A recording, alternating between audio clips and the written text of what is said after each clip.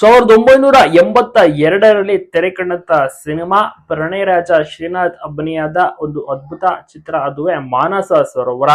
ಇವತ್ತಿಗೂ ಆ ಒಂದು ಸಿನಿಮಾವನ್ನ ನೆನ್ಪಿಟ್ಕೋತೀವಿ. ಕಾರಣ ನಟ ಮತ್ತು ನಟಿಯ ಒಂದು ಅದ್ಭುತವಾದಂತಹ ನಟನೆ, ನಿರ್ದೇಶನ ಪುಟ್ಟಣ ಕಣಗಾಲ್ ಅವರದ್ದು ತುಂಬಾ ಅಂದ್ರೆ ತುಂಬಾನೇ ಚೆನ್ನಾಗಿತ್ತು. ಸೊ ಈಗ ಪ್ರಣಯ ರಾಜ ಶ್ರೀನಾಥ್ ಅವರು ಹೇಗಿದ್ದಾರೆ ಅಂತ ನೋಡ್ತಾ ಇರ್ಬೋದು. ಈಗಲೂ ಕೂಡ ಇವರು ನಟಿಸ್ತಾ ಇದ್ದಾರೆ, ಆದ್ರೆ ಸಿನಿಮಾಗಳಲ್ಲಿ ನಟಿಸ್ತಾ ಇಲ್ಲ. ಕಿರುತೆರೆಯ ಧಾರಾವಾಹಿಗಳ ಆಫರ್ ಪ್ರಾಜೆಕ್ಟ್ಗಳು ಬಂದು ನಟಿಸ್ತಾರೆ. ಈಗ ಗೌರಿ ಶಂಕರ ಧಾರಾವಾಹಿಯಲ್ಲಿ ಪದ್ಮಾ ವಸಂತಿ ಅವರೊಟ್ಟಿಗೆ ಪ್ರಣಯರಾಜ ಶ್ರೀನಾಥ್ ಅವರು ನಟಿಸ್ತಾ ಇದ್ದಾರೆ. ಹಲವು ವರ್ಷಗಳ ಬಳಿಕ ಮತ್ತೊಮ್ಮೆ ಕಮ್ ಬ್ಯಾಕ್ ಮಾಡಿದ್ದಾರೆ ಅಂತ ಹೇಳ್ಬೋದು. ಸಾಕಷ್ಟು ಧಾರಾವಾಹಿಗಳಲ್ಲಿ ಈಗಾಗಲೇ ನಡೆಸಿದ್ದಾರೆ. ಇನ್ನ ಸಿನಿಮಾಗಳಲ್ಲಿ ಎಲ್ಲೂ ಕೂಡ ನಡೆಸ್ತಾ ಇಲ್ಲ. ಮುಂಚೆ ನಡೆಸ್ತಾ ಇದ್ರು, ಪೋಷಕ ಪಾತ್ರವನ್ನ ಮಾಡ್ತಾ ಇದ್ರು. ಬಟ್ ಇವರು ಹೆಚ್ಚಾಗಿ ಸಿನಿಮಾಗಳಲ್ಲಿಯೂ ಕೂಡ ನಡೆಸಬೇಕು, ಇವ್ರಿಗೂ ಕೂಡ ಹೆಚ್ಚು ಹೆಚ್ಚು ಅವಕಾಶಗಳು ಸಿಗ್ಬೇಕು ಅಂತ ಅಭಿಮಾನಿಗಳು ಆಸೆ ಪಡ್ತಾರೆ.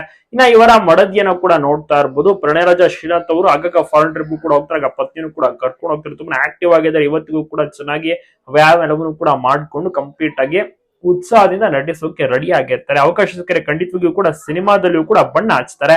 ನಿಮ್ಗೂ ಕೂಡ ಇಷ್ಟನ ಪ್ರಣಯರಾಜ ಶ್ರೀನಾಥ್ ಅವರು, ಅವರ ನಟನೆ ಆಗಿರ್ಬೋದು, ಅವರು ಕೂಡ ಸಿನಿಮಾಗಳಲ್ಲಿ ಈಗಲೂ ಕೂಡ ನಟಿಸ್ಬೇಕಾ ನಿಮ್ಮ ಒಂದು ಅನಿಸಿಕೆನ ತಪ್ಪದೆ ಕಮೆಂಟ್ ಮಾಡಿ. ಅವಕಾಶ ಸಿಗ್ಬೇಕು ಅಷ್ಟೇ, ಅವಕಾಶಗಳ ಕೊರತೆ. ಎಂತೆಂತ ಲೆಜೆಂಡ್ಸ್ ಗಳು ಇಂದಿಗೂ ಕೂಡ ಇದ್ದಾರೆ, ಬಟ್ ಅವ್ರಿಗೆ ಅವಕಾಶಗಳು ಸಿಗ್ತಾ ಇಲ್ಲ.